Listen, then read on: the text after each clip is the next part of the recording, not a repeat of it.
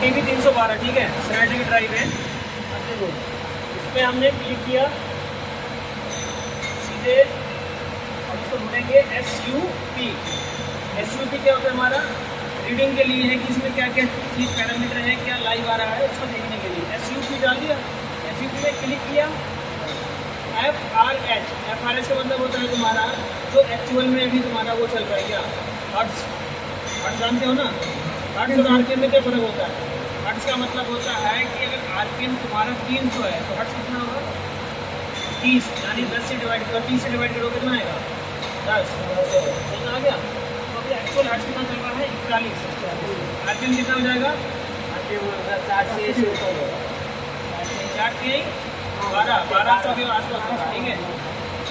अब इससे डिवाइड होगा, इससे मल्टीप्लाई RPM, ठीक है। अब FRH मतलब हो गया तुम्हारा हर्ट्ज। अब आ जाओ हमारा SPD, स्पीड, एक्चुअल स्पीड क्या चल रही है 1200 बता दो ना मैं, ठीक है, 1230 हो गया, ठीक है। अब बैक आओ स्टेप से, फिर LCR मतलब क्या होता है एक्चुअल करंट। हमारी मोटर कितने एक्चुअल करंट कितने लिख रहा है 4.2, यहाँ से बता दो 4.2 हो गया तुम्हारा। और अब आ जाओ करंट कितना ले रहा है तुम्हारा मोटर 398 ULN, ठीक है। ULN मतलब तुम्हारा टेम्परेचर कितना ले रहा है, टेम्परेचर उसमें वोल्टेज के लिए, ठीक है। ULN पे जाओगे 398.9 मेरा मोटर, ठीक है।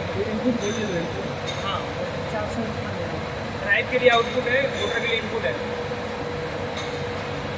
ठीक है।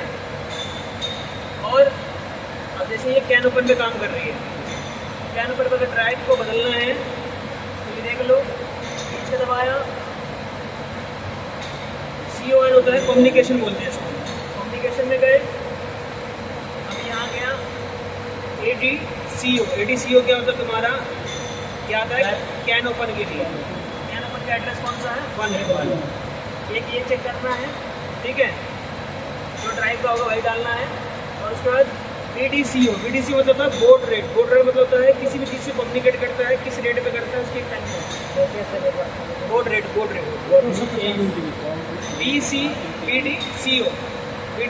BDCO पे देखोगे 2500 है, ठीक है, 250 ये होता है वैसे 25,000, ठीक है, ये बोर्ड रेट होता है। बंद करना चेक करना है, उसके बाद ड्राइव को बंद करना है, बंद करके फिर 2 से 25 से जो वीडियो है वो सब बोर्ड रेट है सेम रहता है कि अलग अलग रहता है, वो अलग अलग कर सकते हैं। मैंने जो PLC में सिलेक्ट किया है ना वही सेम इस पर डालना पड़ेगा, वो सब सेम रहेगा इनमें। अगर अलग रहेगा तो इनमें सेम होगा, इनमें सिर्फ वो जो है जैसे मैंने PLC में मैंने कैन ओपन का एड्रेस अलग अलग रहता है, सीरीज में रहता है 1 2 3 4 5 6 ऐसे ही होगा, मतलब मैक्सिमम टाइम ऐसे ही होता है। बदल सकते हो पर मैक्सिमम हम इसलिए रखते हैं ताकि दिक्कत ना आए, ठीक है। तो कभी भी ड्राइव बदलना तो सबसे पहले ये एड्रेस चेक कर लेना, बोर्ड रेट चेक कर लेना, बस और कुछ नहीं। फिर ये ड्राइव की जगह तुम दूसरी ड्राइव लगा सकते हो सेम किलोवाट की, ठीक है, ये याद रखना। और 1 किलोवाट को दर्शाता है, ADB 312 जो ड्राइव होगी UH 55N4 तो बताएगी कि कितने किलोवाट है। देखो 5.5 किलोवाट लिखा हुआ है और HP कितने लिखा है 7. यहाँ स्टिकर में सब चीज़ लिखा होता है, इसलिए कभी बदलना सेम रेटिंग में बदलना, मोटर से ना ऊपर हो ना नीचे हो। नीचे बिल्कुल नहीं होना चाहिए, हल्का सा ऊपर चल सकता है पर बिल्कुल नीचे नहीं आना चाहिए, ठीक है।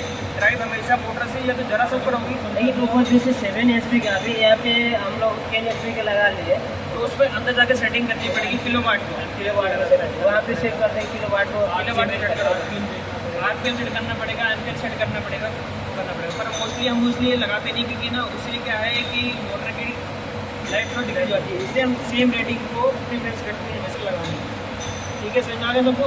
सेम लगाने के लिए तो अंदर कुछ नहीं चेंज करना है, तो मैंने बताया नहीं करना पड़ेगा कुछ नहीं। जिस कम्युनिकेशन में काम कर रहा है, ये कैन ओपन में काम कर रहा है तो कैन ओपन का एड्रेस डालना है और बोर्ड रेट चेक कर लेना कि सेम है नहीं, बस और कुछ नहीं, ठीक है।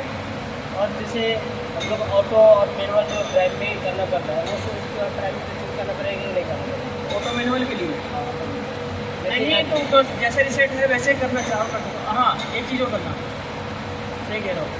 ये हो गया तुम्हारा उसके लिए कम्युनिकेशन के लिए। अब स्टार्ट के लिए देखो, बीच का दबाओ, उसके बाद आ जाओ CTL।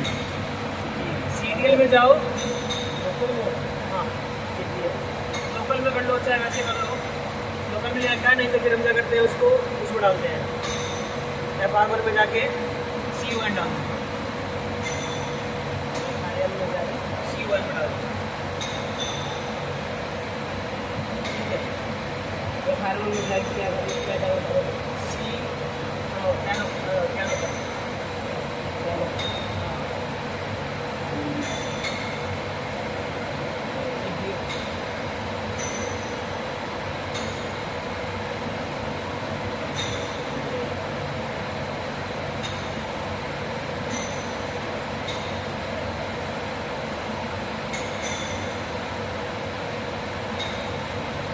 ये सेट कर सकते हो। सेट करने का भी है तो DRC पे जाके सेट कर सकते हो।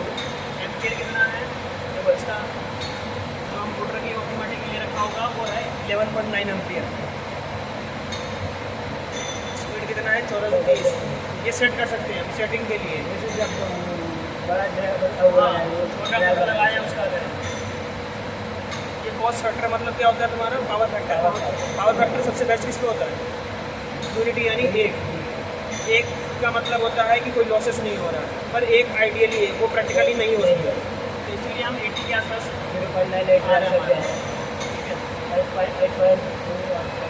फाइनल ट्यूनिंग के लिए होता है। जो ऑटो ट्यून करते हैं ये होता है, तो एक्टिवेट करना होता है।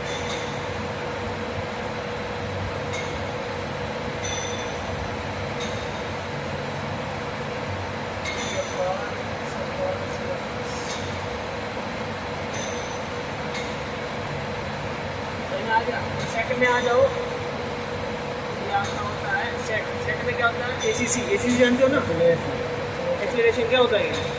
कोई भी स्पीड जो हम डालते हैं, जैसे हमने 1500 डाल दी, 0 से 1500, 0 से लेके 1500 के जाने के बीच में कितना टाइम लेगा, 3 सेकेंड, ठीक है। 0 से हाई स्पीड पहुँचने के लिए कितना टाइम लगेगा, उसे कहते हैं ACC एक्सीलरेशन टाइम।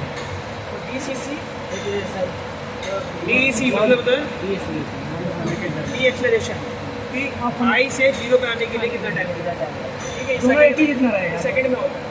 LSP मतलब क्या होता है, लो स्पीड। हमने अगर यहाँ 20 सेट कर दिया ना, खाली हमें चलाना ही है तो मिनिमम तो 20 चलेगी। उसके ऊपर तुम्हें जो डालना है वो डाल सकते हो। कई बार ऐसा होता है कि अगर हमारी फ्रिक्वेंसी जो डालते हैं अगर वो ख़राब हो गया तो हम क्या करेंगे, अगर हम इसको 30 में चलाते हैं तो 30 सेट करके छोड़ देंगे, वो काम 30 में चलती रहेगी, ठीक है। उससे नीचे नहीं चलेगी। और HSP होता है कि हम मैक्सिमम से डाल सकते हैं, मैक्सिमम 60 से ऊपर नहीं डाल सकते, ठीक है।